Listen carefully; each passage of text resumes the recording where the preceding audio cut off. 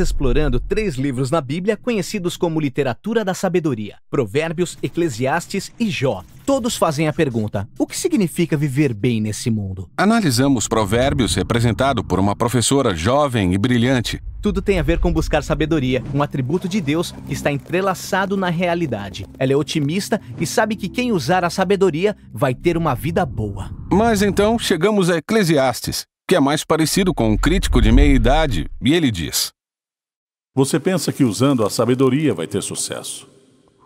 É melhor pensar 2 vezes, porque a vida aqui debaixo do sol não faz sentido.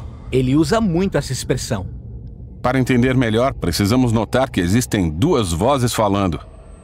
Primeiro, o professor, a quem chamamos de o crítico, é a voz principal. Mas somos apresentados a ele por outra figura, o autor.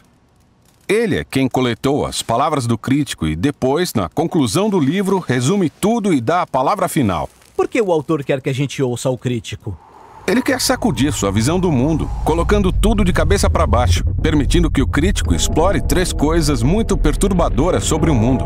E precisamos avisar que elas são bem intensas. Sim, a primeira é o passar do tempo, ou como o crítico diz: As gerações vêm e vão, mas a Terra já está aqui muito antes de nós. E assim estará muito tempo depois. Ninguém se lembra das pessoas de muito tempo atrás. E todas as pessoas ainda por vir também serão esquecidas por quem vier depois delas.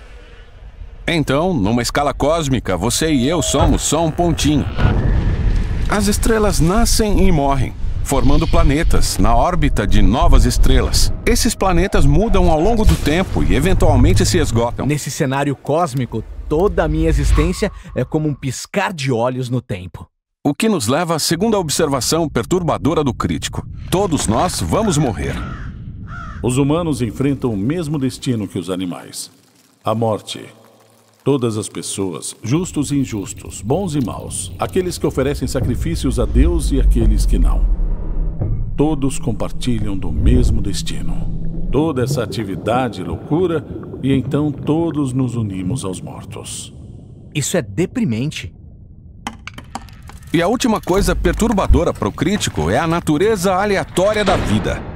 Ela não é aleatória em Provérbios. Existe relação clara de causa e efeito entre fazer o bem e ser recompensado. Mas a vida nem sempre funciona desse jeito. O crítico observou o erro no sistema. Ele o chama de acaso e, em suas palavras: Os velozes nem sempre vencem a corrida. Os fortes nem sempre triunfam na guerra. Os sábios nem sempre têm comida. Os inteligentes nem sempre são ricos. Os instruídos nem sempre têm prestígio, pois o tempo e o acaso afetam a todos. O que ele quer dizer é que, na realidade, não se pode controlar nada na vida. Tudo é muito imprevisível. Então, se eu tentar controlar a vida, com certeza vai fracassar. Ao longo do livro, o crítico usa uma metáfora para unir todas essas ideias perturbadoras. Pelo menos umas 40 vezes ele diz que tudo na vida é hevel. Em hebraico significa fumaça ou vapor. Assim como a fumaça, a vida é bela e misteriosa. Toma uma forma e antes que você perceba, toma outra forma. A fumaça parece sólida, mas se tentar segurar, ela escapa.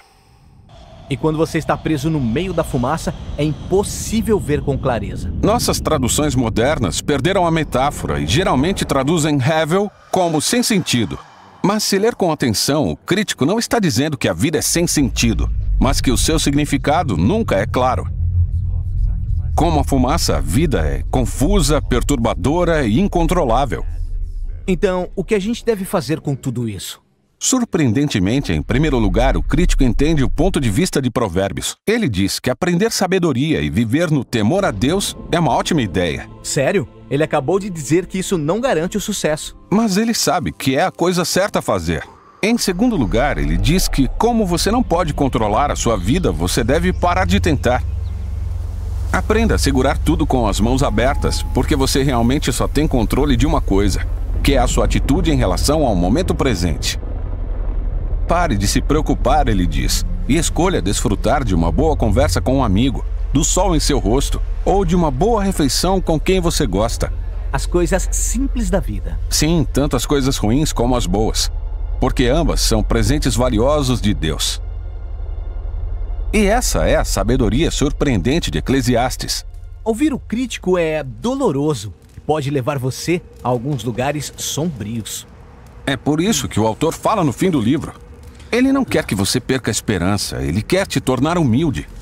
Alguém que confia no significado da vida mesmo quando você não consegue entender.